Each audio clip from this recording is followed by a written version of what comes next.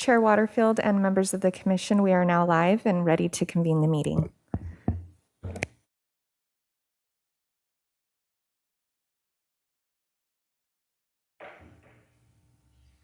Good afternoon, everyone. I would like to call the September 2nd, 2021 meeting of the Santa Barbara Local Agency Formation Commission to order. Madam Clerk, will you please call the roll? Commissioner Seves. Here. Commissioner Allen. Here. Commissioner Freeman. Here. Commissioner Geyer. Here. Commissioner Hartman. Here. Commissioner Lavanino. Here. Commissioner Sierra. Here. Commissioner Stark. Here. Commissioner Waterfield. Here. Commissioner Welt. Commissioner Williams. Let the record reflect Commissioner Welt and Commissioner Williams are absent. Thank you. At this time, let's please stand and join the commission in pledging allegiance to the flag.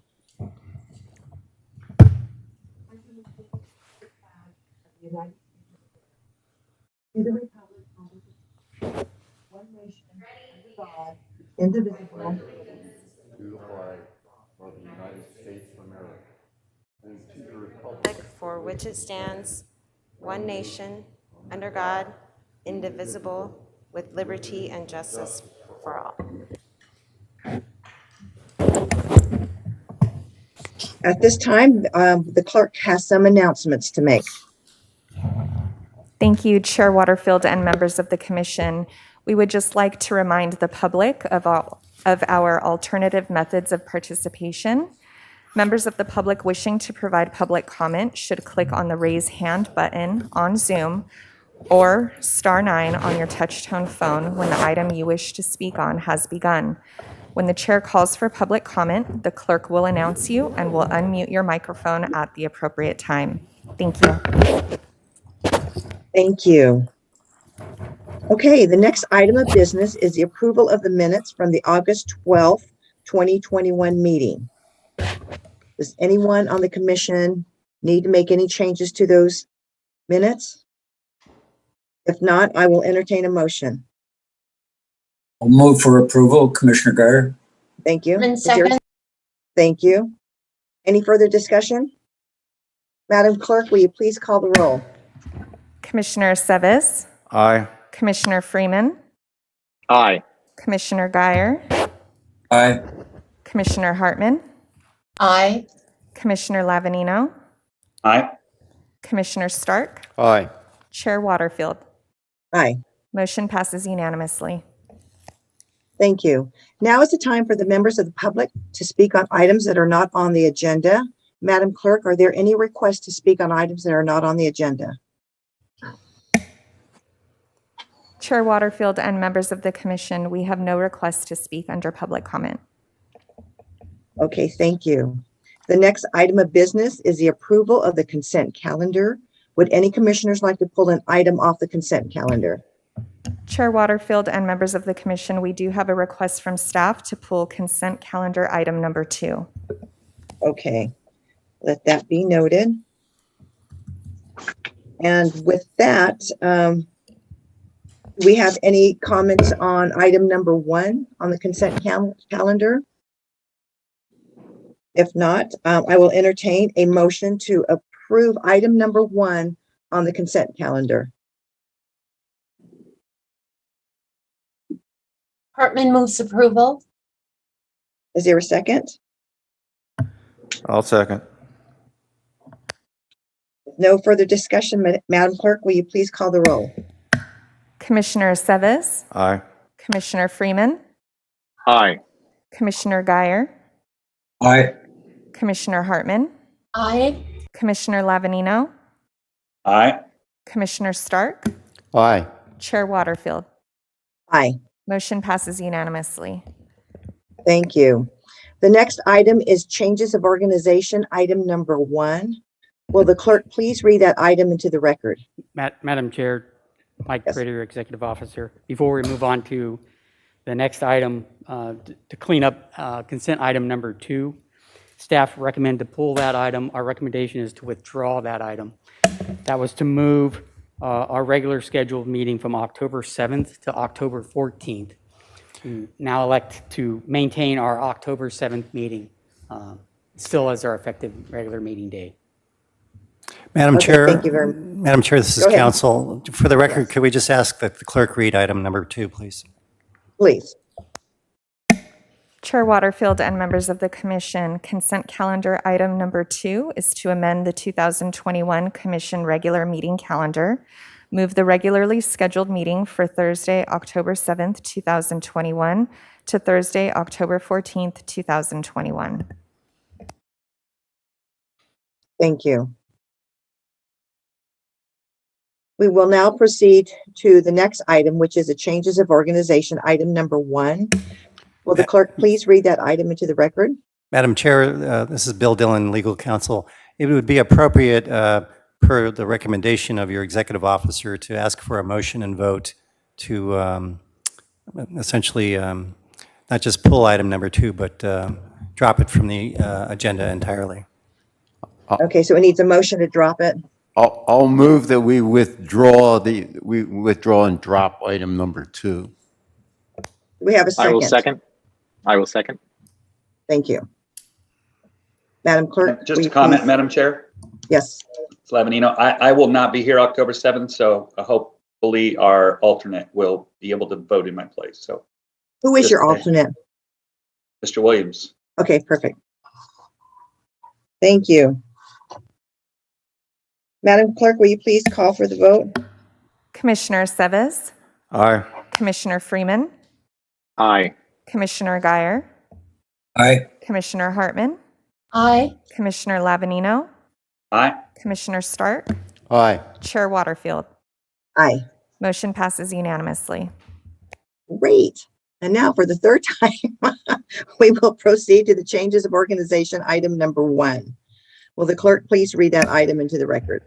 Chair Waterfield and members of the commission, changes of organization item number 1 is to consider approval of Lafco application file number 21-01 for the 1045 La Vista Road annexation to the Goleta Sanitary District, annexation number 381, and adopt Lafco resolution number 21-11. Okay, and our executive officers to make a report? Thank you, Madam Chair. Good afternoon, Commission. We do have a PowerPoint presentation for this item. This was an application that was submitted by the landowners through a petition. The parcel, as indicated, was at 1045 La Vista Road. It is just under an acre in size. The annexation would be into the Goleta Sanitation Districts to provide sanitation sewer services to an existing single-family residence. That is due to a leak in their existing septic tank. The sphere of influence covers their property within the boundaries of the Goleta Sanitation District. That was last adopted and updated in 2016. An overview map. We are located in the very northeastern quadrant of the Sanitation District's boundary. We'll zoom in a little bit. This is a parcel at 1045 La Vista Road. You can see it's sort of surrounded by other parcels that are provided service from the Sanitation District. The land use for this particular lot is residential, has already developed a single-family residence. There are no changes being proposed with this boundary change. It is in the county zoned 1E1. The district's plan for services outlines the adequacy for providing services to this particular lot and the improvements that are necessary, mainly a lateral line that is 50 feet from the residence. The plan of service is also found in your attachment, if you'd like to refer to that further. And as indicated, the sewer line needs to, sewer lateral needs to be extended to 50 feet to connect into the main line. This particular proposal falls underneath a categorical exemption per Class 19, Section 15319. And this is for annexations of existing facilities and lots for exempt facilities, which would be a single-family residence. The parcel is uninhabited, meaning it has less than 12 registered voters. The district has consented to waiving the conducting authority proceedings as well as the property owners and landowners. So therefore, the action can include the annexation to proceed without a notice and hearing of an election. To conclude, the site is located in an area that does allow the district to be the best provider of sanitation services from now and into the future. And the proposed annexation does represent a reasonable and logical extension of the district services. The recommendation is to approve this annexation by resolution. And I will note, as the agenda indicated, the resolution number is 21-11. The attachment within the commission's files indicates it as 21-10. So we'll make that correction notation when this is approved, if it is approved. With that, that concludes staff's recommendation and presentation. If there are any questions of the commission, I'm happy to answer any.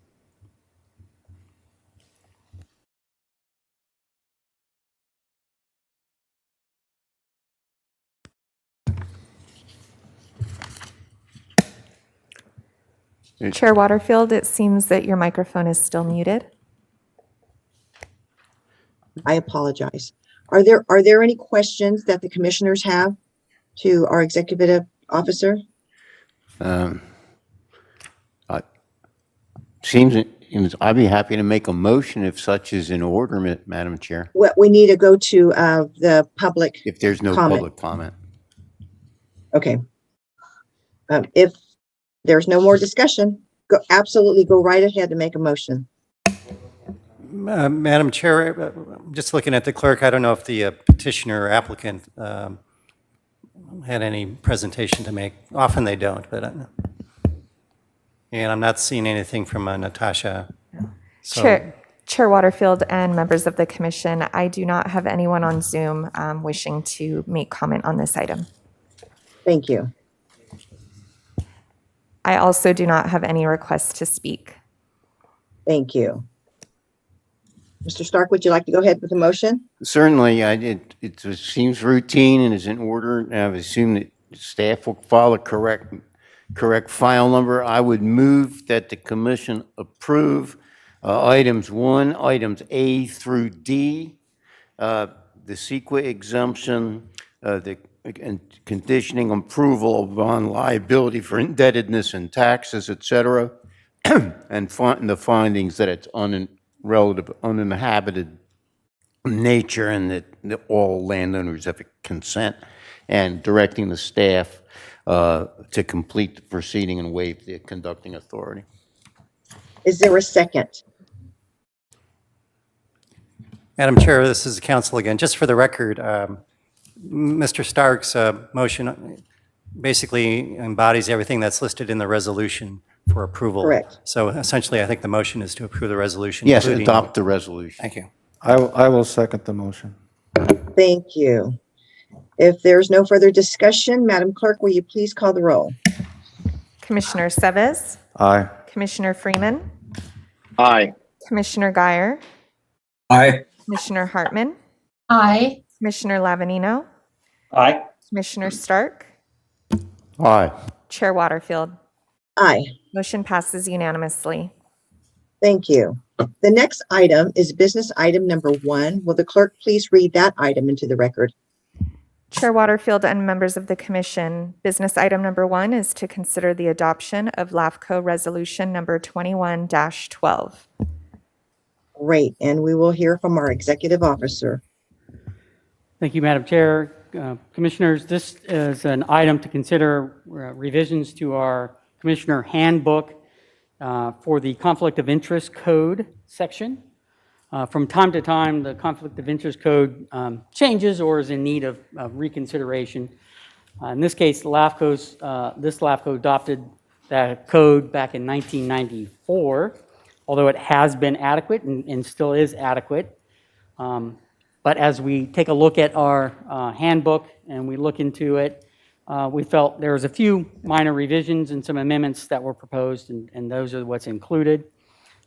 Most notably, it is the new disclosure category for consultants or new employees or new hires, and deletion of unnecessary references that are within the existing code. I'll note that we also included a footnote of acknowledgement that the Board of Supervisor members and City Council members already file with their respective bodies, and so they're not required to file with Lafco and our clerk. And then there's some additional typo cleanup amendments to that as well. If the commission approves these particular amendments, we'll send these amendments to the Board of Supervisor for review and acceptance and approval. And again, we'll note that since we changed the last resolution in number sequence, this one will follow suit, and we'll change this number as well to be 2112 as noted in the agenda. So if there are any questions about the changes to the Conflict of Interest Code policies, we're happy to answer any, and we have our legal counsel here as well that can help. Perfect, thank you. Are there any questions from the commissioner? I have a question for council, I think, if I might. Is referring to footnote 2, the limited disclosure category, I'd like to ask our council if this is authorized by the Political Reform Act?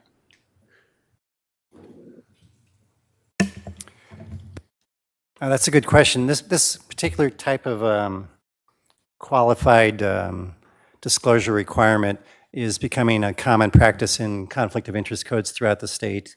It's not originating with us. And my recollection is that I've seen it in state agency conflict of interest codes as well. So I can't point exactly off the cuff to the provision in the state statute that authorizes it, but it's an accepted practice. I think the understanding would be that Mr. Prater, as your executive officer, would deal with consultants as they are hired. If we have a new hire employee, I think the process would be he would make sort of an interim arrangement for disclosure through this power, but then we would amend our conflict of interest code to deal with new employees. We wouldn't rely on this type of case-by-case analysis to address a new employee.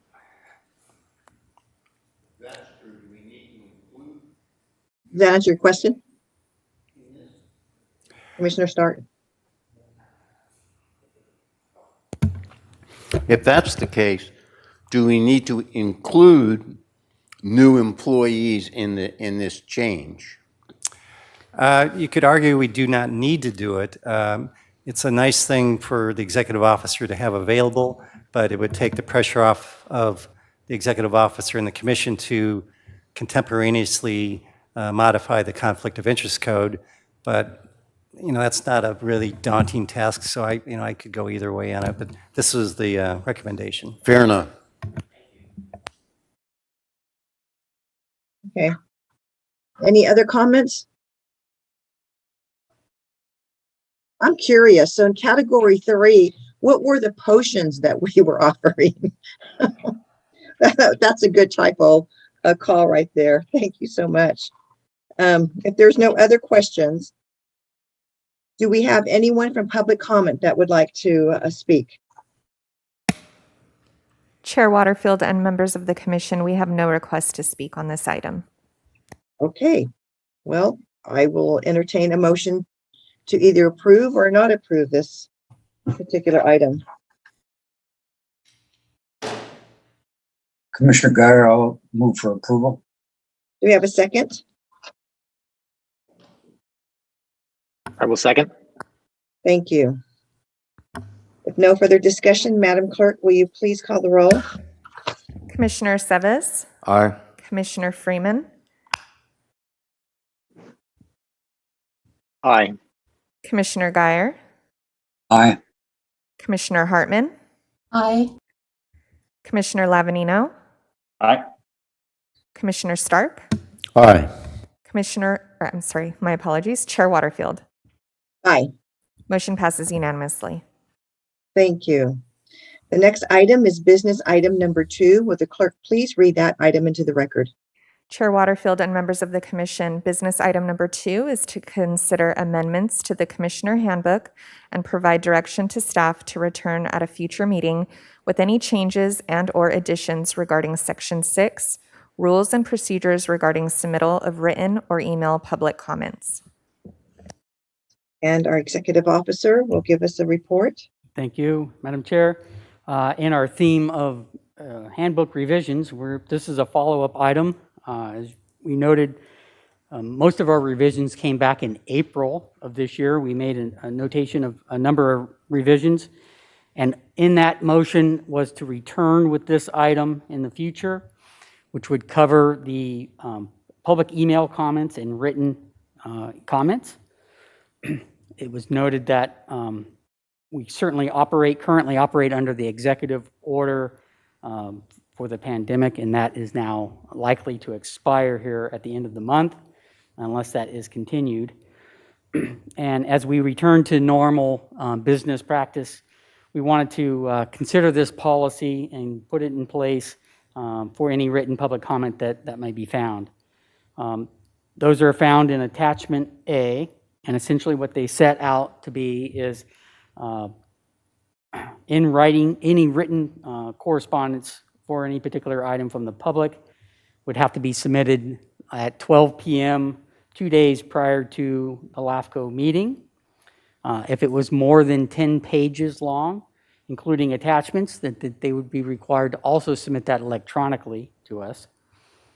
And if they submitted an email format, that it would be limited to 250 words the 1 day before the meeting. Lastly, all email correspondence is currently written down to come to the lafco.org email account. We may make a note that we may want to include maybe a generic county board of supervisors email account if we ever receive any of those emails. I'm not sure we can ask our clerk if any of that correspondence comes in through the generic email. Otherwise, we also lastly will note that it allows for remote testimony when allowed, given the conditions. And so those are the changes and recommendations that we've made to address public comment and written email correspondence as we move forward. And we'll let the commission make a discussion of those items and either provide direction to return to a future agenda item with cleanup language or revised language, or if this seems acceptable, to adopt this language, and then we'll finalize our revisions of our handbook. So with that concludes my presentation. Thank you. Thank you, Mike. Are there any questions from the commissioners? I do have Any one. comments? I do have one Go ahead. question. One question, if I Please. could. Please. The written comments were saying no later than 2 days before, but the email we're saying could be the day before. And I'm thinking for consistency, we should probably make them both 2 days before. And more importantly, it's difficult for staff to get an email on the day before and get it to everybody. And then the other question is to council, is that I think that the executive said that we can approve today, even though it says that comments to come back for later. And which way are we going on this? We're not, Mr. Seves, we are not noticed for action today, so comments are welcome and appropriate, and then the staff will bring back a final proposed policy at your next meeting, probably. Okay, those are my comments. Thank you. Thank you. Any other comments? I Mr. do. Geyer? I see Mr. Geyer.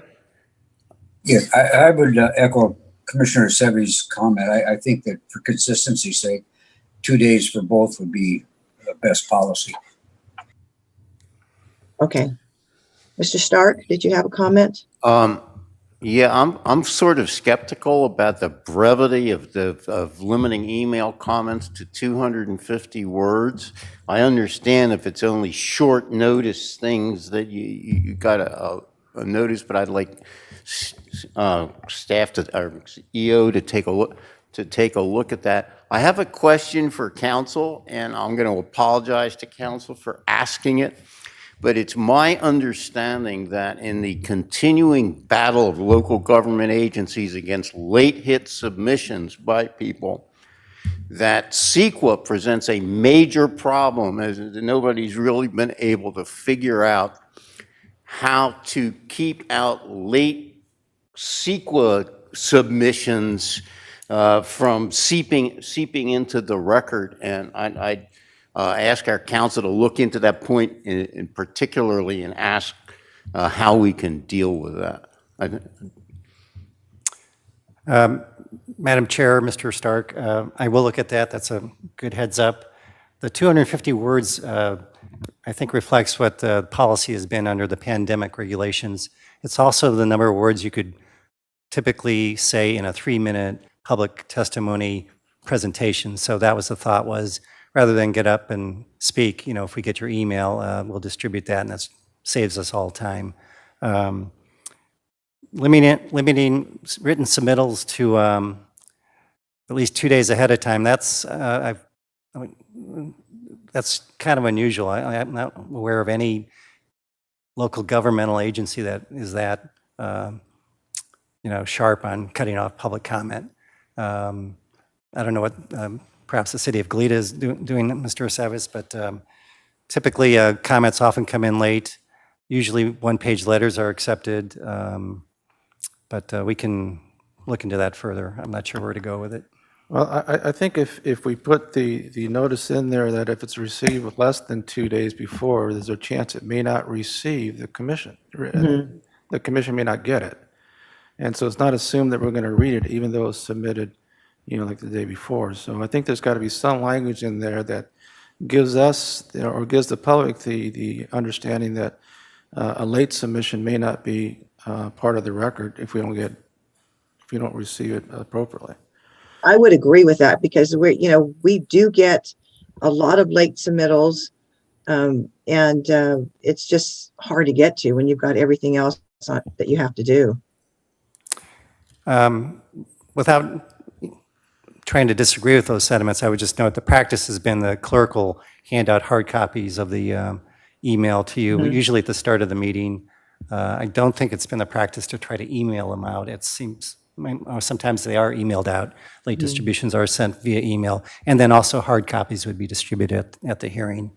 And for most general business items, that seems to have been workable. But yes, if we have extremely large projects which get a lot of public attention, those become more problematic. Chair Waterfield, I do have Yes. Commissioner Freeman who would like to make some comments, as well as Fantastic. Commissioner Hartman. Fantastic. Mr. Freeman, please go ahead. Yes, so I think what we're looking at here are two separate goals, and we have that as two separate parts of this policy. But I think that the exact dividing line between how these two separate goals are being addressed, particularly in the description of them, then the shorter descriptions of them, has become somewhat confusing. So the way I look at this is that there are people who would show up to the meeting at the moment of the meeting.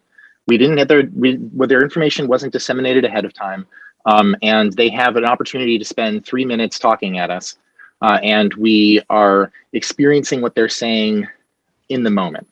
And trying to help people not have to show up to the meeting, wait around during the meeting to provide that level of feedback seems very valuable to me. And trying to minimize the amount of time that they have to submit something like that ahead of the meeting seems very important. I mean, if we had enough staff and organization to accept the emails during the meeting, I would want to do that. But I don't think that that's appropriate for us.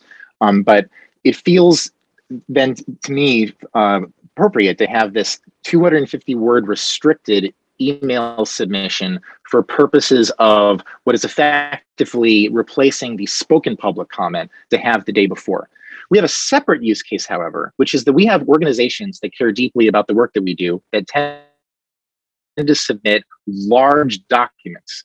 And our documents get attached sometimes to our agenda items. We'll have organizations that will that represent farm workers in the area who will submit a good amount of evidence and arguments with respect to an agenda item, and we consider that to be public comment. And that's something where I think that the goal would be to have it distributed to the board members ahead of time. And there needs to be some delay before the meeting that is sufficiently before the day before that allows us to get a copy of that, to actually be able to see it, to allow the public to see it. It gets put on the website as one of those little public comment links and just kind of stored and archived somewhat permanently. And so I feel it is appropriate to have these two different thought processes, but of course they both come across as written public comments, and it can become confusing then to decide what is the boundary between these two things. One suggestion I might have, which is not really, I think, where we currently have, but with the 250 words or less email public comment, maybe the idea is that they would be read aloud during the meeting because they're so short and they're less than 3 minutes. And that's a practice that I've seen many other public agencies take. And I believe even the County of Santa Barbara reads the public comments that they receive, the short ones, during the meeting. And then the larger ones that are set more in advance, well, those are stapled to the agenda. Those are distributed to all of the board members ahead of time. Those don't necessarily need to be read because we all receive them and internalize them.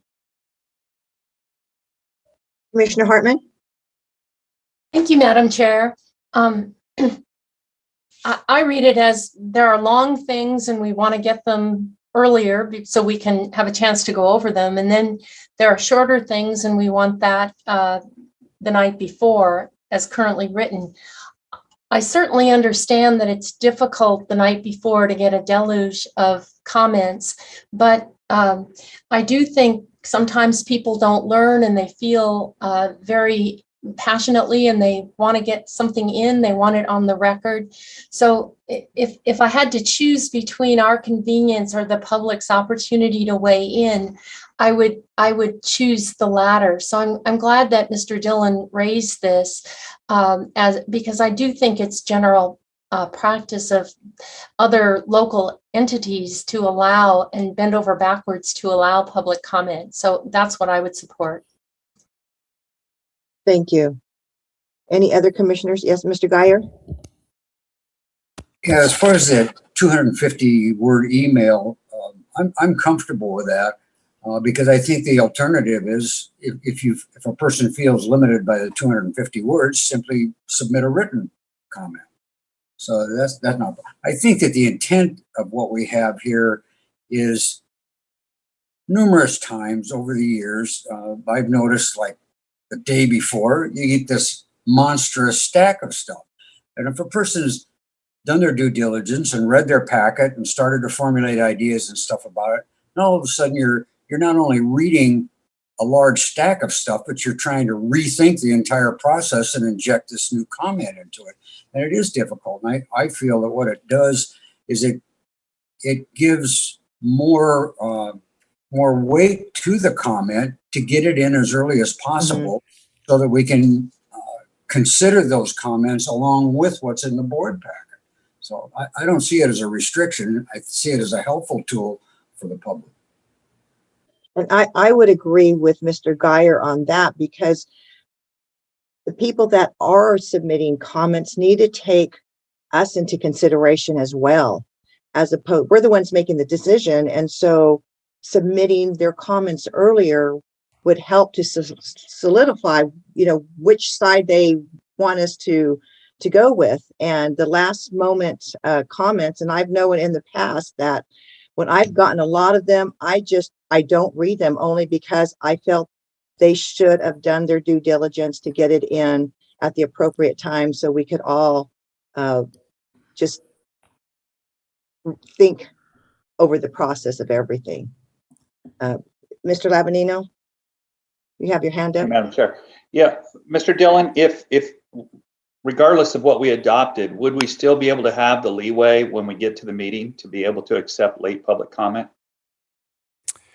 Commissioner Lavanino, I think the answer to that is yes. I know that the Santa Barbara County Planning Commission has a strict limit on the number of pages that can be submitted at a commission hearing, and they do, I don't know if it's been recent, I've not worked with them recently, but they have in the past voted to omit documents into the record that otherwise exceeded the page limit. So I think the answer would be yes, you could do that. Okay.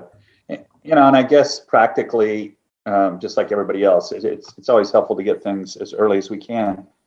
But, if somebody wants to get something in late, I think they have to understand that it's going to hold less weight. I mean, I get things delivered to me up on the dais and it's like, okay, what am I supposed to do with this? Mhm. It's 6 or 7 pages and we're already into the public comment of the item. We've already had discussion. And so I don't see it as much at Lafco. And we have many fewer items to deal with. So, but I just think there's always leeway at the end. If we wanted to get something in that was important, that we'd always have that ability to allow something. Thank you. Mr. Freeman, I see your hand is up. Yes, I guess the issue that I'm still having is that all of the arguments relating to not just the convenience, but I agree the importance of having information as early as possible and having that information at the time that you're going through the packet and letting it really absorb and helping you build your opinion also applies to spoken public comment. But I don't think anyone would suggest that spoken public comment should be left 2 days before the meeting. Spoken public comment is something that people are in fact legally required to be able to, during the meeting, participate in the meeting. And so, and then again, to me, the idea of the email public comment, which is the new part, then people could always submit written public comment before. I mean, I have to Lafco. I've written a letter to Lafco, submitted it days before the meeting, and it's appeared attached to the website. It was a great process. In fact, I submitted those via email. So they were, in fact, email public comment that we've always supported. I believe the idea here is to provide a new process to provide the equivalent of spoken public comment via email, and trying to figure out how to put in the extra restrictions on the previous written process, which I don't think we're even trying to change really, for this new kind of written in the moment public comment. And that's why we then see, well, it's got to be a short public comment. And it still has to come in before the meeting because we don't have, we have to check email and actually think about it. But to have it just, I think that to try to say it's the same as the other one, we may as well just kind of strike it, because written public comment always previously included via email. And then the final thought process here is that I think that the idea then that during the meeting with the spoken public comment, we actually choose to allocate the entire meeting, lets 3 minutes pass while we hear the person speaking and internally think about and let those things sit. I think it would be the same thing if we receive a written public comment for somebody who's not there, who's not, they're not going to get 3 minutes speaking or whatever. They send in their thing. And we would all, even if it's a moment of silence for 3 minutes, we can read their public comment, whether we do it out loud and have a staff member do it, as I believe the County of Santa Barbara does, and I've seen many other organizations do. I've sat through hours of the city of Antioch of them reading public comment that has come in via email, or if we just all did it silently and read it, to make certain that the same due time is given to people who weren't able to take a day out of their lives, travel to a meeting, spend a couple hours at a meeting waiting for 3 minutes where they get to actually say something, that whether it be because of physical limitations, whether it be because of scheduling limitations, or whether whatever it might be. Thank you. Thank you, Mr. Freeman.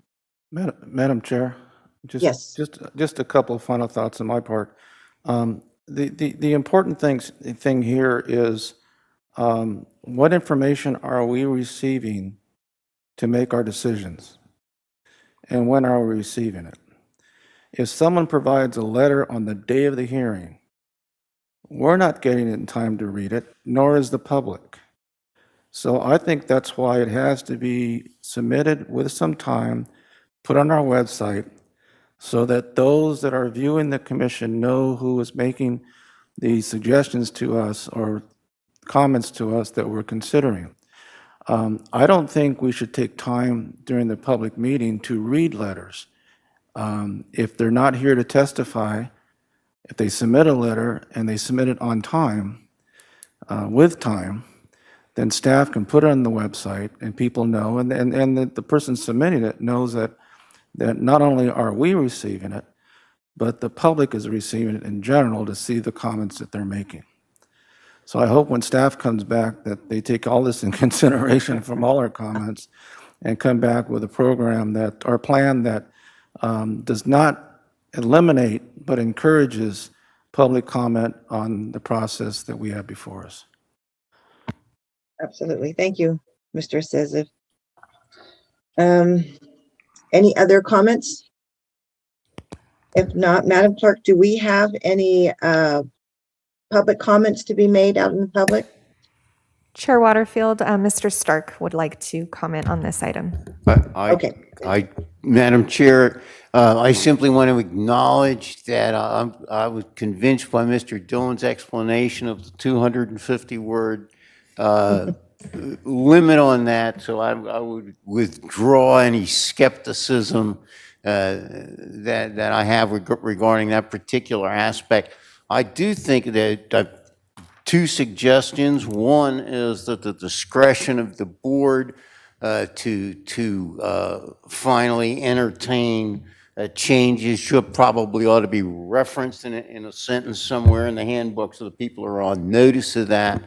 And second, if you could craft the policy so that it starts with the opportunities that the public has to address the commission and then go to the limitations, I think it would have a better tone, it would flow better. Sounds great. Any other comments from the commissioners? Madam Clerk, is there anyone with public comment? Chair Waterfield, we have no request to speak. Okay, thank you. Okay, so I'll entertain a motion, but I don't know what that motion is going to look like other than to, take into consideration all of the commissioners' comments. Madam Chair, no motion is necessary. You gave us plenty of input. Perfect. It wasn't all consistent with each other, so we'll have to do some sorting out. We might have to bring back some options, but thank you for the input. It was very helpful. Okay, thank you. Thank you. Okay, the next item is business item number 3. Will the clerk please read that item into the record? Chair Waterfield and members of the commission, business item number 3 is to receive and file a report and provide direction on the proposed paperless agenda packet program. And our executive officer will give that report. Thank you, Madam Chair. Commissioners, this was an item brought forward by staff to consider this paperless agenda program. As noted in the report, cost is approximately about $14,000 a year to produce a printed packet. All of this material currently is continued to be produced into a PDF format and published on our website, so it's easily downloadable and viewable by the members and by the public on any electronic device. If the commission so chooses to move forward with a paperless program, we can possibly create or reduce cost in this way. The program, as outlined, either allows individual commissioners to use their own personal devices, for which we all have our own tablets and phones and laptops. If you so choose, the Lafco itself can issue and purchase and issue that on a 4-year cycle. Within that 4-year cycle, it's estimated to create a savings of approximately $50,000. So with that, I'll leave it for the commission to have a discussion and provide direction on staff as to whether or not you'd like to proceed with the paperless agenda. Interesting. Okay, do any of our commissioners have any comments on this? Yes, Mr. Guyer. Well, as one that is, I guess, old, not high tech, I do like a paper form, and unfortunately, I have floaters really bad, so I have a really difficult time reading on a computer. But I certainly don't want to hold up progress. Thank you. Mr. Freeman?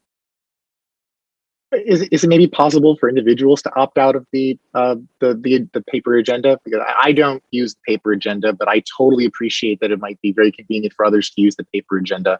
And I don't really want to take that option away from people who might need it, or where it's just really useful.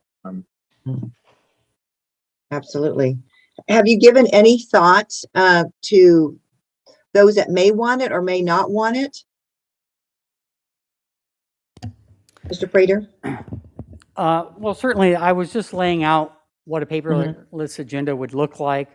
I think it's, the intent was to save time and cost in printing from clerk hours of actually putting a packet together. But I think if the commission generally can accept the move towards a paperless approach, and if there was probably a holdout of one or two that really wanted some paper prints, that would probably be minor in its effort and cost, and we can certainly probably adapt to that approach, I would say. I mean, I think if the majority of folks are taking it electronically, then I think we'll be fine. Yeah, I know that with the city council in Santa Maria, all of the city council members have it except the mayor, because she is like Mr. Guyer. She just wants to have the paper in front of her, and that she reads better that way. And so I definitely would, want to make and provide some types of paper products that work better for others. It was hard. It was just speaking for myself, it was hard for me to get used to the laptop as versus my binder, but I guess I can get used to this as well. Madam Chair, I have just one question for Yes. the executive officer. I don't know what site you're using. You're saying you're having a PDF, but would that site allow us to obtain prior meeting agendas? Yeah, so if you currently go to our Lafco website and to the agendas tab for that, you can go back to any number of years, all the way back to, I believe, early 2000s. And you can find all agenda materials and staff reports that were published and produced. Now, we're likely going to look at website cleanup in the future, and we'll probably limit that to maybe 5 years past or something of that nature, just to not carry so much on the website. That's still under evaluation, but certainly those are available.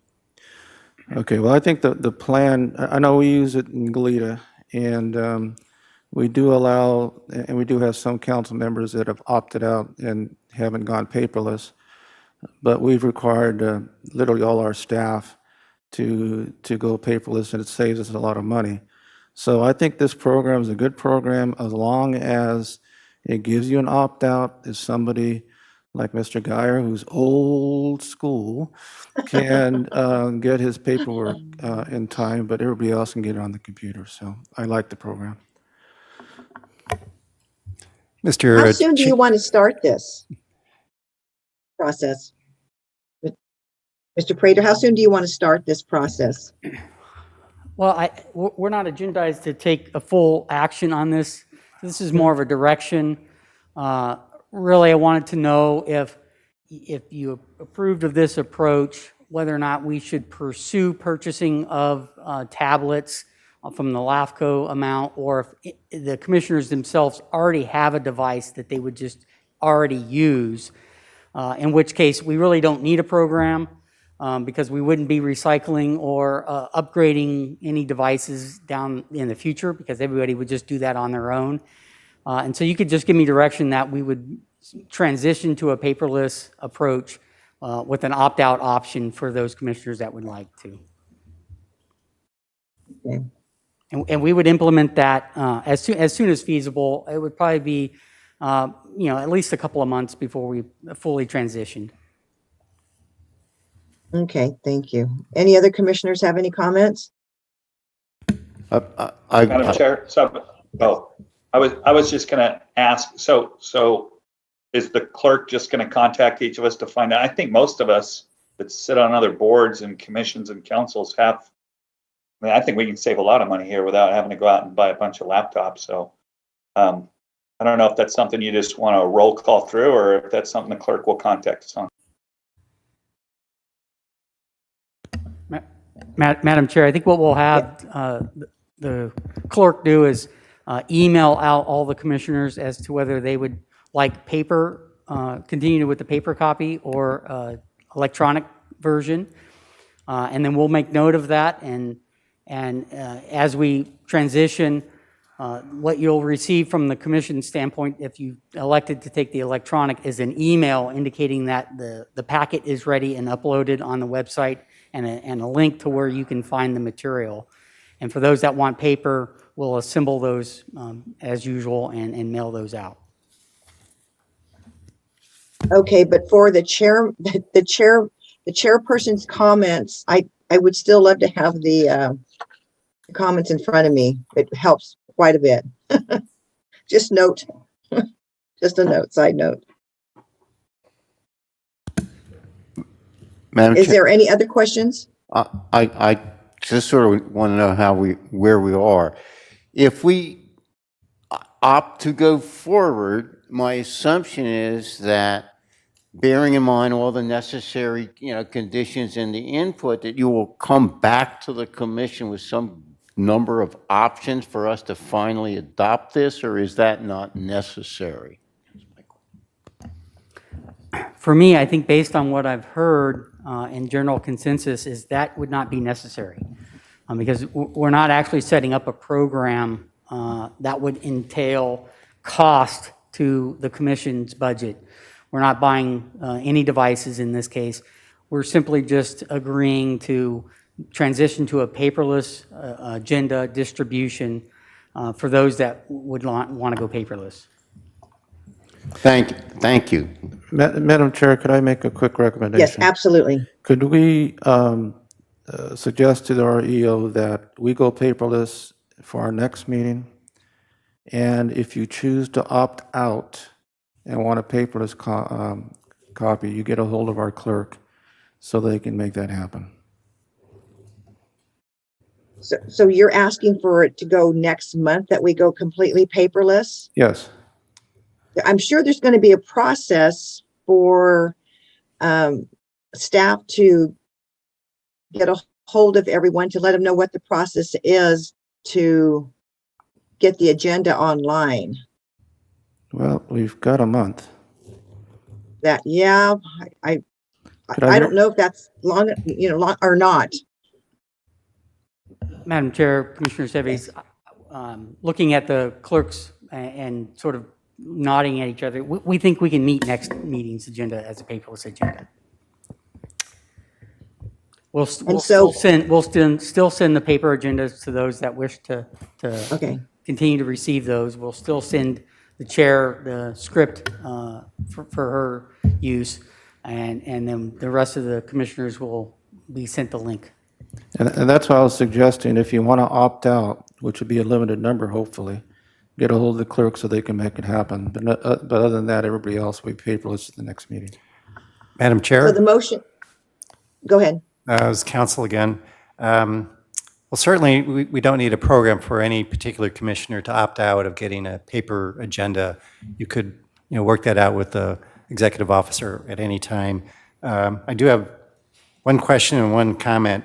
The question is there a budgetary implication to, looks like a tablet allocation is a follow-up on this, and you have up to 14 tablets. So if that's already in the budget, that's fine, but if not, there might be a budgetary amendment there. It's not a lot of money. And second, I don't want to be sneaky about this, but the way I work is anything important that I really need to review, I need a hard copy. And if I didn't get it via hard copy from the clerk's office, I would have to print it out because I bleed all over these documents with my pen. I do research that way. I look up case law or applicable regulations and make notes on the staff report. And so if we get down to a future date and you all are sitting there on your tablets and you see me with a hard copy, I just don't want you to be surprised. And I don't see any problem with you getting a hard copy. I mean, and just like I don't either. any other commissioner that wants one. And as far as the purchase of the iPads, I'd be, as Commissioner Lavanino said, I think we all have our own. And I'd hate to see any money spent on iPads that go paperless. Madam Chair? Yes, go ahead, please. I got one small clarification. Probably have a similar work ethic to Mr. Dillon. There's some things that you just want to print a hard copy of. And even if we're going paperless on the distribution of the agenda, I would really appreciate it if there was the ability to print particular items from various devices. Will you be able to do that once you click on the agenda? You can print whatever you want at home. Oh, that's fine. That's all you need. Some things are just better to. Yeah. You know, No, you can pick and choose what you want to print Great. on that. So are there any other comments to be made? I don't see any hands. So the motion, just so that we're just talking among ourselves, it's for us to go paperless, but have the option to continue with the paper. Madam Chair, I'm not sure. It's a review and discuss item. There's no Okay. request for a motion. Okay, perfect. It just had a motion on my script, so, Okay. all right, not a problem. But Mr. Okay, Sevis so then points we'll- out, as Mr. Sevis points out, anybody can request to go paperless anytime they want with the clerk's office. And we will start this in October, correct? Yes, we'll be starting an October meeting. Okay. All right. Well, if we're done with item number 3 and there is no motion needed, we'll go to business item number 4. Chair Waterfield and members of the commission, business item number 4 is to receive and file a report and provide direction regarding the large agenda packet distribution policy pilot program. Okay, and our executive officer will give that report. Thank you again, Madam Chair, Commissioners. Obviously, we had a good discussion about paperless. We've had a discussion about written public email comments. And now this is a continuation of a discussion on large agenda distribution and either setting it a policy or some sort of program. And in it, I've made a recommendation that we maybe look at a pilot program and not adopt a formal policy as of yet. That would just allow us to sort of softly roll out a process. In this process, we certainly recognize, as was discussed today, the commissioners do need and have raised concerns about having sufficient amount of time reviewing and evaluating any particular materials that are submitted as part of a packet. And particularly if there is a late submission of large material to consume and digest as you're trying to make your decisions. And so this is a potential pilot program that could recognize that there are these sometimes large agenda packets that get put together. We've had an example in recent history where we included an environmental impact report, and it in and of itself was well over 500 pages that we included as an attachment via a link from the Lafco website. So we didn't include it as part of the written material per se, but we directed all the commissioners and the public to view this resource as part of an attachment. And so in those situations where we are referencing very large number of pages for the commission to consume, we could set a policy that looked at distributing the agenda and all of its materials that routed you to that link. And in this case, for those that are opting to go paperless, you would still go to the same website. You would find that link of that resource or that particular attachment that was large in nature. And we would host all of that information sooner in advance than we currently do. So currently, the Cortese-Knox-Hertzberg Act requires that at least 1 week prior to the meeting, all the materials be given to the commissioners and the public. So this particular pilot program, looking at our schedule and how things are put together, we were able to find a potential increasing that to 10 days. So that'd give you 3 more days to consume any particular agenda packet that had large sums of material that were included as attachments, so that you can make that part of your process in evaluating and reviewing the material. So that is up for discussion. If the commission would like to start such a pilot program before we adopt an official policy, that is the direction that staff is looking for. And again, we can have that discussion, and if it seems to work, we can fine tune that particular program as we see fit. If we can get more days, less days, define what large material really means. Right now, it's left to the interpretation of the executive officer as to how big the attachments are. So, and my evaluation is if I have to put it on the website and not be able to take up direct print, then I would consider that large material. So it's now for discussion for the commission, and if you have any questions, I'm happy to answer. Thank you. Do we have any commissioners that have any comments or questions? I have a- Mr. Freeman, did I see your hand? Yes, Okay. that is correct. So I have one question, then I have one, maybe even a concern. The question I have is just the wording of it says that post the agenda on the Santa Barbara Lafco's website at least 10 clear days prior to the meeting date for the agendas. And I'm wondering, what is the definition of clear? Is it like days that are not a holiday, days that aren't a weekend also under a holiday, days that are, I mean, I assume it's not days that are sunny. But yes, I was just curious, maybe we can use some different wording even there. And then the possible concern that I have is that I'm just picturing this scenario where the word large isn't defined here. And I appreciate why it's not defined here. I mean, and I feel like it's one of those things where we're supposed to feel, it's reasonable to know, this is a large thing versus it's not a large thing. But I'm just kind of picturing this scenario where like we get some new information the day before, and then during the day leading up to the meeting, maybe just at the meeting, we're in some argument over the fact that it's like, well, I claim this is a large amount of information, and that we should not be discussing this today per our policy on. There's no exigent circumstance here. We should now be continuing this item. And somebody else is like, well, that wasn't a large amount of information. Why do you think that was large? That was like 7 pages. That's not large. And the semantics issues of that in the heat of the moment, just concern me. But Any comments, Mr. Prater?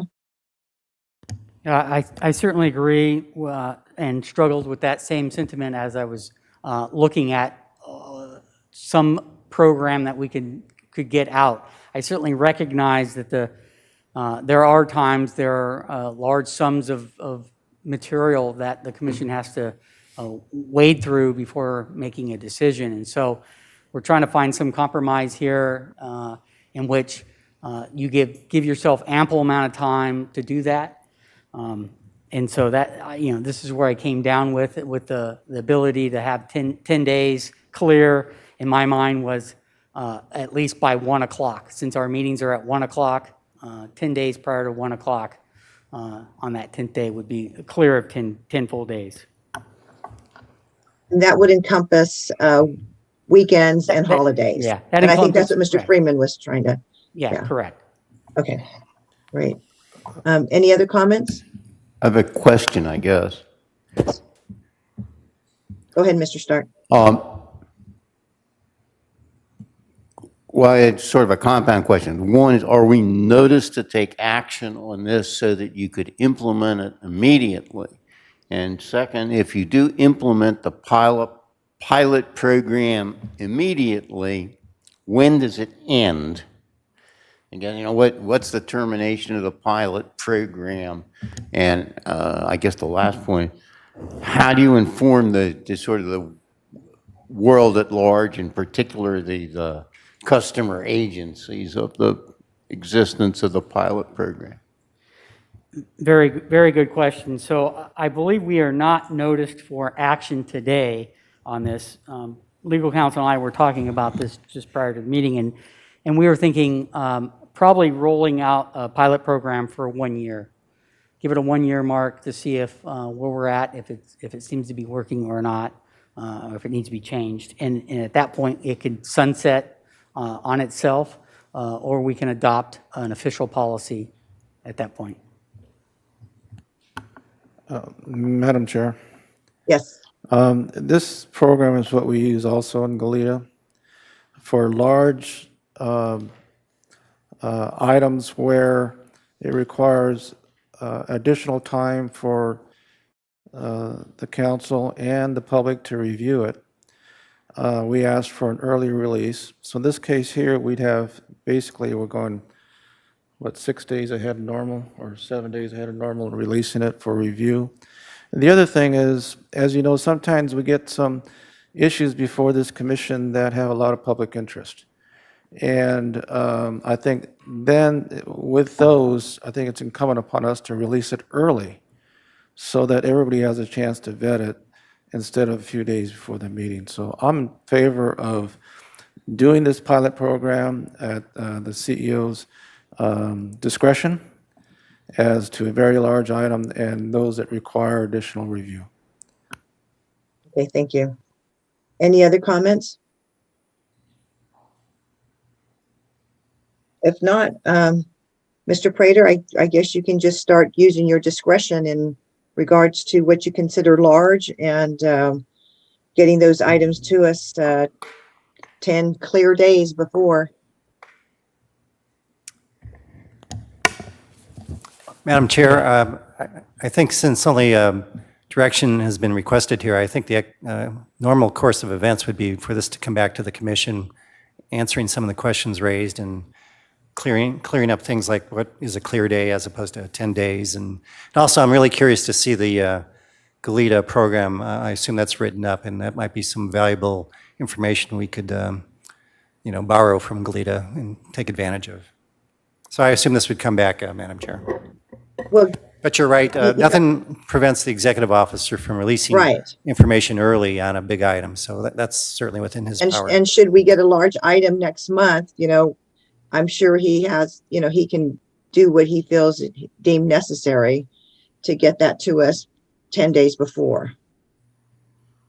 This procedure isn't stopping that. Is that correct? Or these comments? That's correct. He could always release a staff report early. Okay. Usually, though, it's distributed through the clerk's office in a mailing of the entire packet, and that doesn't occur until about 6 days before, because they mail it out typically on Friday, sometimes Thursday. I'm looking at Jacqueline. Jacqueline's saying yes to Thursday. So typically, I get mine no later than Saturday, but if he's going to move it up to 10 days ahead of time and potentially have a separate mailing, there's going to be some staffing issues there that have to be worked out. Well, Chair hopefully a lot of Butterfield. us will go to the paperless. We're going to the paperless next month, so maybe that won't create quite such a staff inconvenience. Chair Waterfield and members of the Yes. commission, this is Jacqueline Alexander, Commission Clerk. I just had a couple comments, if I can share with you. Absolutely, Jacqueline. I just wanted to say that I believe Executive Officer Mike Prater and I can meet and confer on this item, and in regards to Commissioner Freeman's comments, perhaps even add a definition section to define a couple of these terms, such as must distribute the agenda, whether that's electronic, paper, one or the other, or both, and 10 clear days. My suggestion would be a standard language is 10 calendar days. That's standard language we use here in the Clerk of the Board's office. And just a few other definitions, perhaps we can put something together and return to the board, or the commission, excuse me, either next month or at another time. Thank you, Jacqueline. Could I ask for clarification? If we're going to be mailing out a large package, that defeats the paperless issue. Mhm. So the package should be released in the same mode that we're going to do with a normal paperless release, but it'd be a public and a commission release at the same time. I would think, unless I'm hearing something differently. I would agree. Yeah, I would agree with that. I think the approach here is those that are opting to continue to receive paper will continue to receive the paper packet, even if it's large. But as the call that I've been making as the executive officer is if it's a large attachment such as an EIR, we would still make a reference to a digital version of that for SEEK. So if you're receiving paper agendas packets and one of those items has a large attachment to it, that it will still be found as a digital format on the website. But you'd receive the paper of the rest of that agenda packet.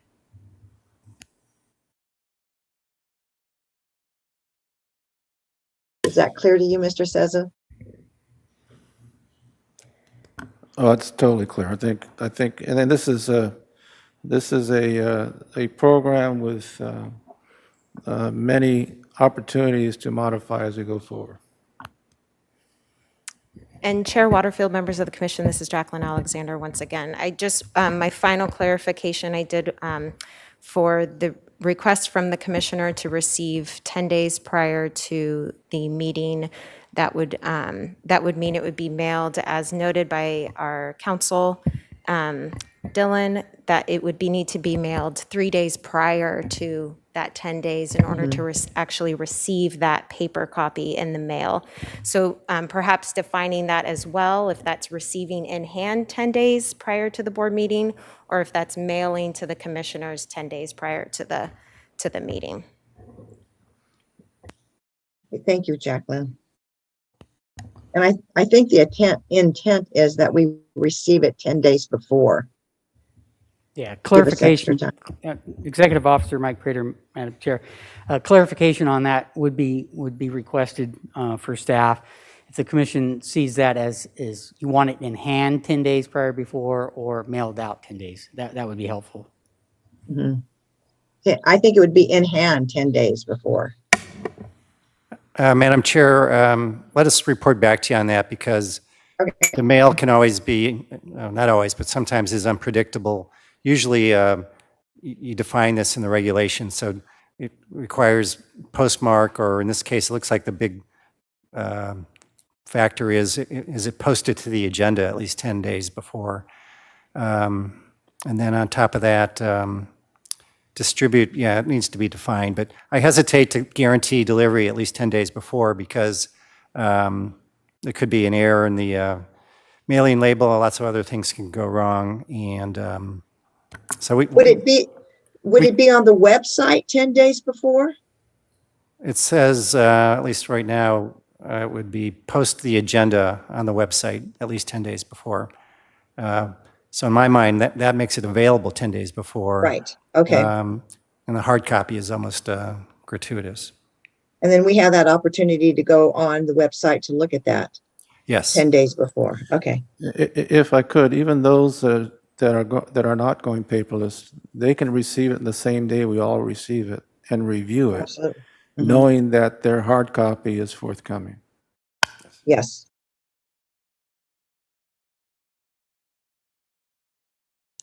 Okay, any further comments? If not, we'll go on to business item number 5. And will the clerk please read that into the record? Chair Waterfield and members of the commission, business item number 5 is to consider making nominations to the 2021-2022 Lafco Board of Directors and select voting delegates for the 2021 Lafco elections. And I would just like to note for the record that this item was continued from the August 12th, 2021 Lafco meeting. Okay, now, Mr. Prater, would you please proceed? Great, thank you, Madam Chair, Commission, an update for this item. This is was continued from the August meeting, and that was really primarily to select our voting delegate and alternate delegate for the Cal Lafco meeting that was going to be held at the annual conference. It also was an opportunity for any nominations for a city member or public member if any members have changed their minds since last meeting's discussion. More on the annual conference is to come, and I'll tip my hand a little bit here in that there was a meeting this morning with the board of directors for Cal Lafco in which they unanimously voted to essentially cancel this annual conference for this year and basically roll that over to next year. And I'll elaborate a little bit more on that, particularly under the informational item for the annual conference. But that's essentially what's going to happen. Along with that, they were going to continue they need to hold a business meeting, so they will hold an annual business meeting virtually. So we will still need to either select our delegates for that voting purposes, and that will be a mail-in ballot vote as it was last year. So nothing changed from last year's approach. And then they're going to continue to hold other virtual meetings for the Cal Lafco purposes. So as far as the nominations, as far as awards, as far as all of the other components that are typically held at the conference, they will just go to a more virtual platform. So the recommendation here is to, at a minimum, select a voting delegate for that email-in ballot. If the commission chooses, that we can also do an absentee ballot version of that, which is essentially the email version of that as well. So those are my comments. Hopefully we'll have a selection here at the end of this discussion. So. Perfect, thank you. Is there anybody that would like to be a voting delegate? I hear crickets. I am willing to be one, but I see no reason to have me do that job. There are people who've done this before, and I was expecting them to do it. But Well, you know what? Learning is a good, process, Mr. Freeman. Maybe that's something you might like to do. I would be willing to nominate you. Second, Thank you. I was going to nominate our executive officer to be the voting delegate for the commission. I'm not sure he's eligible. Are you? Okay. So we have a first and we have a second for Mr. Freeman. Any discussion? Madam Clerk, would you please call the roll? Chair Waterfield, can I please just get clarification on who did the first and the second for Commissioner Freeman? I did the first and Ms. Hartman did the second. May I offer a friendly amendment? Absolutely. I would offer a friendly amendment as Commissioner Aceves suggested that our EO be the alternate voting delegate. Okay, I agree to that. Ms. Hartman, do you agree to that? absolutely. Thank you. Can we have a roll call, please? is this one of those kinds of votes where I need to abstain? No, No, you can vote for yourself. you can't opt out once you put your name in there. Commissioner Seves? Aye. Commissioner Freeman? Aye. Commissioner Guyer? Aye. Commissioner Hartman? Aye. Commissioner Lavanino? Aye. Commissioner Stark? Aye. Chair Waterfield? Aye. Motion passes unanimously. Fantastic.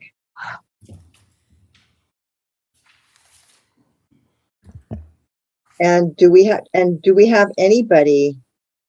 What was the other one in regards to being a Cal Lafco Board of Directors.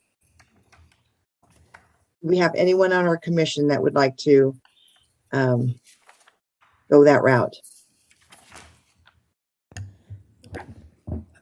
I don't see anybody speaking up, but those I don't either. nominations would be for a city member or a public member. So those are the two members that are up for election for the coastal region.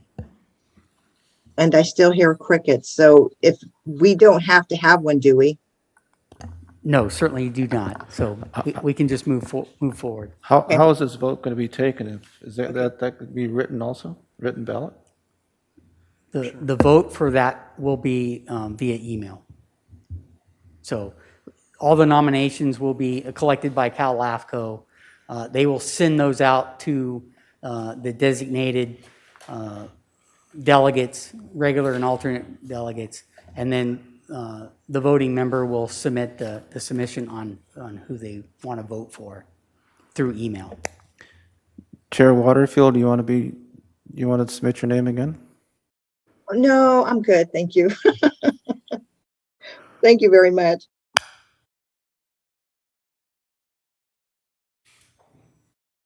How about Mr. Stark? Would he be willing? The groan that you hear is probably emanating from my wife. I have no idea what this entails. I'm generally reluctant to join organizations. How much work is involved?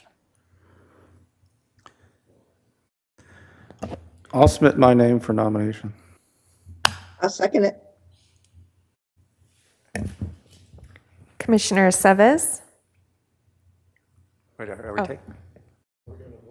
I guess so. There's no discussion. Are you ready to go for the vote? Madam Chair, are you ready to order the vote? Yes. Okay. Commissioner Seves? Aye. Commissioner Freeman? Aye. Commissioner Guyer? Aye. Commissioner Hartman? Aye. Commissioner Lavanino? Aye. Commissioner Stark? Aye, I think. Chair Waterfield? Aye. Motion passes unanimously. Well, great. We have two great gentlemen that can represent us wonderfully. Thank you. Okay, our next business item. Well, this is an information item, number 1. Will the clerk please read that item into the record? Chair Waterfield and members of the commission, information item number 1 is to receive and file a status report on the Municipal Service Review Program. Mr. Prater? Thank you, Madam Chair, Commissioners. This is an update on the Municipal Service Review Program. We are nearing completion of our draft document and anticipate it to be ready in October. The Cortese-Knox-Hertzberg Act requires that we do a review every 5 years. We've embarked on an ambitious 5-year cycle with fire, law enforcement, EMS services as our first real municipal service review that encompasses the 13 agencies that provide those services. The admin draft has been produced. It's been sent out to the respective agencies. They have provided comments. Those comments were due on August 13th. We're still wrapping up a few last-minute comments and revisions from a couple of the agencies, but we anticipate those being completed. And this is always an opportunity for me to announce that on our main Lafco website is a community survey that has been running since the beginning of launch of this program that allows members of the citizens of the county to participate in identifying what their level of satisfaction is for this type of service for any given community that's providing it. And so if any members of the community want to go to that Lafco website, you can find it right on the main page and take the short 8-question answer survey. Noted on the right is the outline and actionable items and dates of what we anticipated in moving forward. We are now into our near October public release of that document. That public release will be out for comments for 30 days. And then we will respond to any of those comments and make any noted changes that are reasonable to the document itself, with an anticipation of bringing it back to the commission for adoption in December. The admin draft was updated and prepared. The public review draft was slated for October 14th, which was going to be our new commission member date. We now have pulled that item off of the consent, and we're back to our October 7th meeting date. So that's my new target date. So I've got one less week to finish up this report. With that report, we're anticipating a few changes to the spheres of influence for the county fire protection district.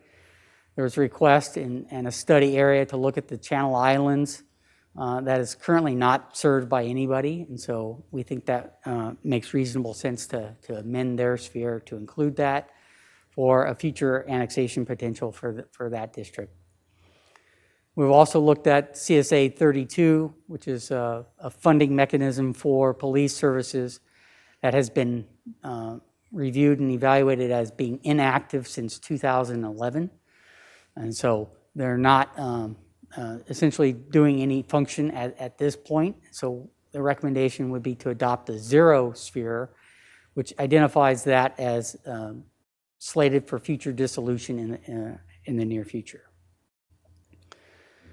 And then we would look at the two other fire agencies, the Carpinteria Summerlin Fire Protection District and Montecito Fire Protection District, and reconfirm their existing sphere of influence boundaries, which are coterminous with their service boundaries. As I indicated, there are some study areas being considered in some of these areas, and I'll go over a few of those. For Santa Barbara County Fire, we're looking at the Channel Islands, the 4 islands that are within our county, and evaluating those. And initially, the recommendation looks like is to add those to the district's service sphere of influence. Santa Barbara Airport also is currently within the Santa Barbara County Fire District, and it's an overlap service with the city of Santa Barbara and their fire department as well.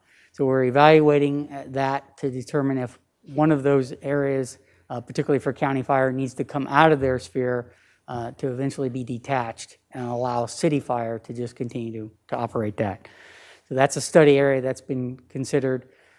Currently, as we've looked at it, as I'm noting today, is we don't think that's probably necessary. We think it serves a purpose to have county fire there, potentially as backup, and the airport remain in the county fire district.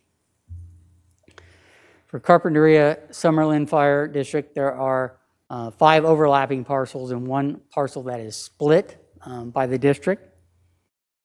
And for Montecito, there are 2 parcels that are split by that district as well. And here are the maps showing these areas. These are the Channel Islands that would be added to the sphere of influence for the county fire district. For Carpinteria Summerlin, this shaded area in orange is the overlap both between Montecito and Carpinteria Summerlin Fire.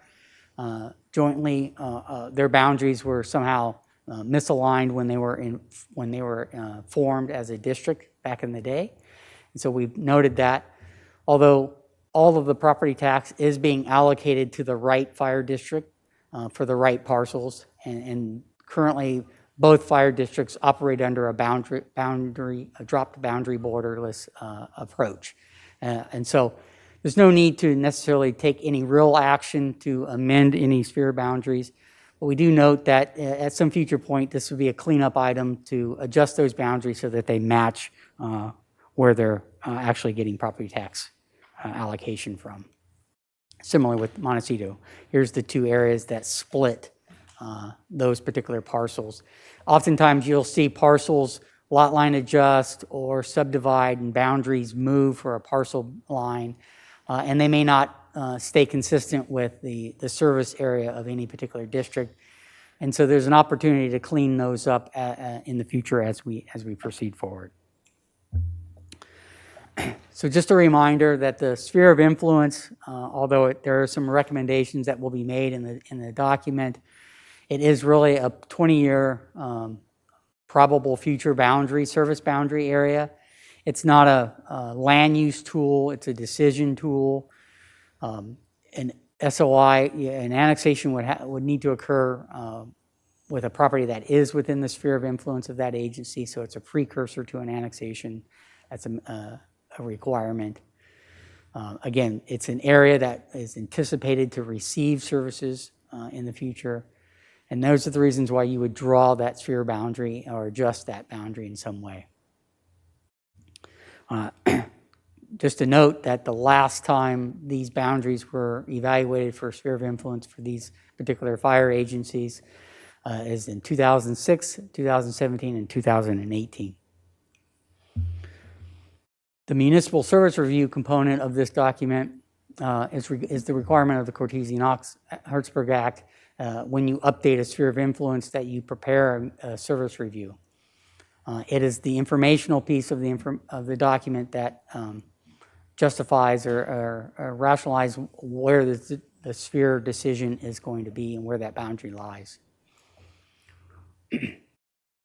And then there are 7 legislative factors that are addressed in that sphere document for each of the 13 agencies that provide these, and those will be gone over as we release the document and take an action item up in December. So in summary, the sphere boundary is really just a long-range planning tool. The public review draft will be released here in October for a 30-day public review comment period. The recommendation is to maintain the existing sphere of influence boundary for the Carpinteria-Summerlin Fire and the Montecito Fire Districts. And we'd be adding what we're calling Study Area 1 to County Fire Protection District, which is the Channel Islands, and then recommending adopting a 0 sphere of influence for the County Service Area 32.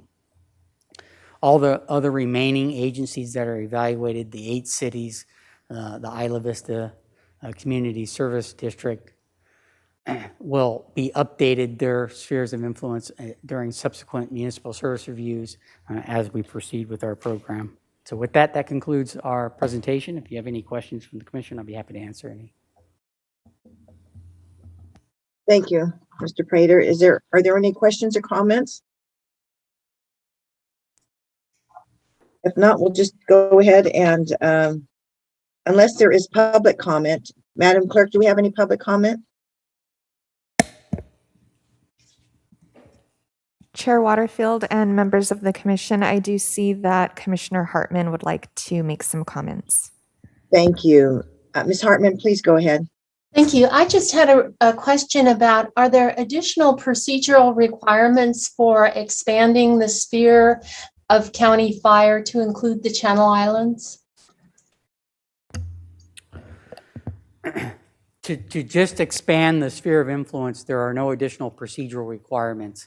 That is a decision of the Lafco Commission itself, and you do that through either through a service review and update of a sphere of influence, such as we're operating under, or it could come in from the district itself, from the Board of Supervisors acting on behalf of that district as the governing body to amend their sphere of influence. And that would be an application process that could be gone through as a procedural step. So that this is the other side of the amended to a sphere of influence approach, which is using the sphere of influence municipal service review process. Thank you. Thank you. Any other comments? Madam Clerk, do we have any public comment? Chair Waterfield and members of the commission, we have no request to speak. Okay, then I will go ahead and proceed to the next item, the Chair- information item number 2. Chair Waterfield and members of the commission, it does appear we have a request to speak via Zoom, and this Oh, would okay. be Mr. Rob Heckman. Mr. Heckman, please go ahead. Chair and members of the commission, this is Rob Heckman. I'm Deputy Fire Chief for Santa Barbara County Fire Department. Just to answer Supervisor Hartman's question, the fire district does intend to come to the board in the next coming month or two to start the process to have consideration from Lafco to consider the islands as part of our fire district. Thank you very much. If there are no other public comments, I go to the next information item number 2. Will the clerk please read that item into the record? Chair Waterfield and members of the commission, information item number 2 is to receive and file a report on the 2021 Lafco Annual Conference and Lafco August 2021 Quarterly Report. Mr. Prater. Thank you again. Well, this item was intended to share the preliminary agenda packet for that conference, but as I noted earlier, the conference has been canceled. And so I think that's just information that I'll share that, you can see there was a lot of sessions focused in around water and fire and things of that nature.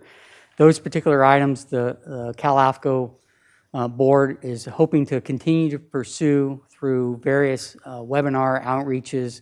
And so we'll keep the commission informed if an opportunity is presented to have some sort of webinar sign up for that. And we can certainly get you signed up for any one of those in the future. So this item now essentially has become just a look at the August quarterly report and what the activities that are going on with the Lafco board. So if there are any questions about that or about the decision to cancel the conference, I'm certainly available to answer any. Thank you. Are there any questions or comments from our commission members? I have a question. I think it's for our council. Okay, go ahead, please.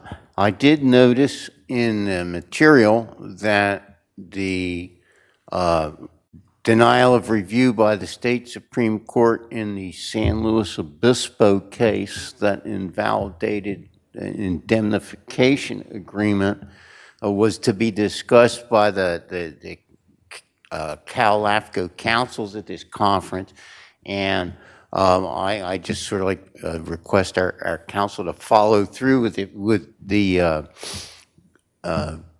council's group and report back to the commission. It's a pretty important issue, and I know there's a lot of discussion on it. Madam Chair, Mr. Stark, thank you for that comment. I am going to do a briefing for the commission via legal memo and also follow up with the Lafco attorneys group. Thank you. Thanks. Thank you, Mr. Dillon. Any other comments? If not, I'll just go ahead and go to the next information item number 3. Will the clerk please read that item into the record? Chair Waterfield and members of the commission, information item number 3 is to receive and file a report on pending Santa Barbara Lafco applications. Mr. Prater.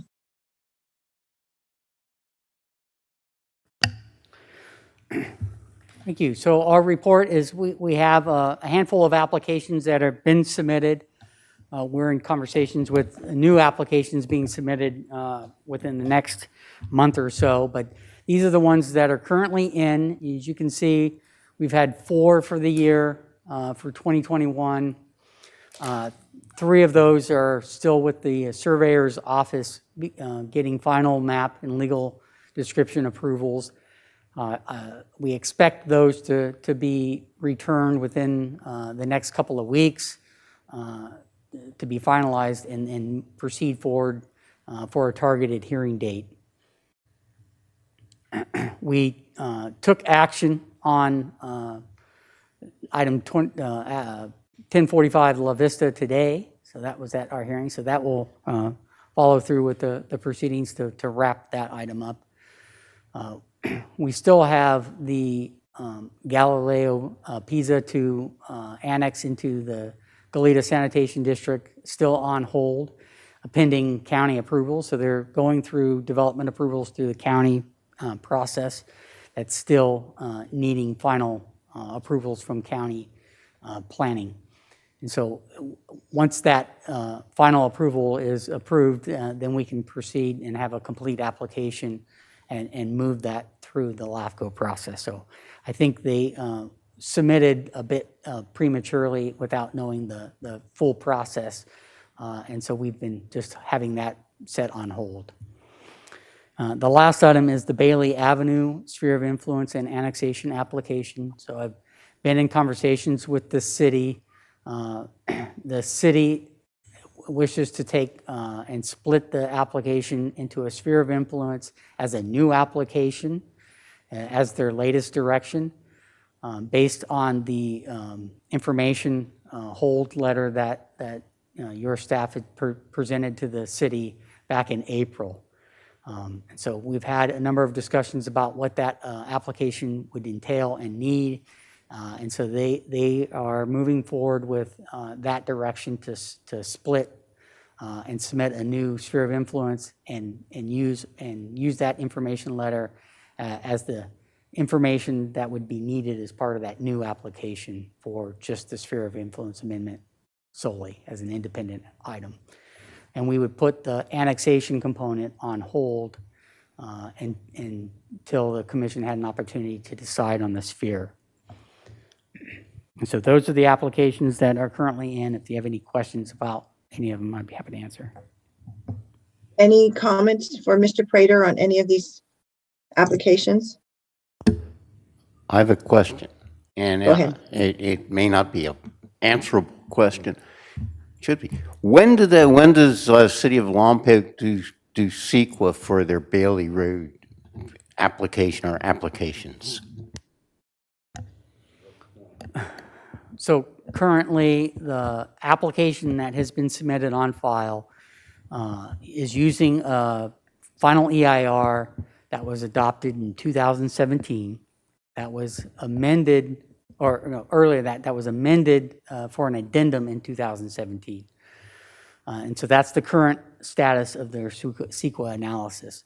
Part of our communications was some concern with continuing to use that as their CEQA document.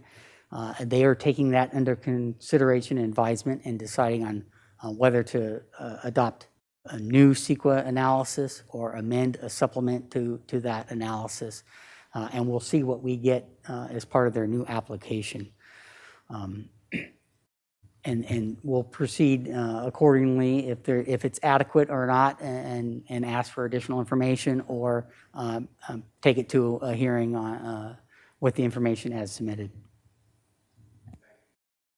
Thank you, Mr. Prater. Any other comments or questions? Madam Clerk, any public comment? Chair Waterfield and members of the commission, we have no request to speak on this item. Okay, great. Then we'll go on to information item number 4. Will the clerk please read that item into the record? Chair Waterfield and members of the commission, information item number 4 is to receive and file a report on the Lafco white paper, the metamorphosis of special districts, current methods for consolidation, dissolution, subsidiary district formation, and merger.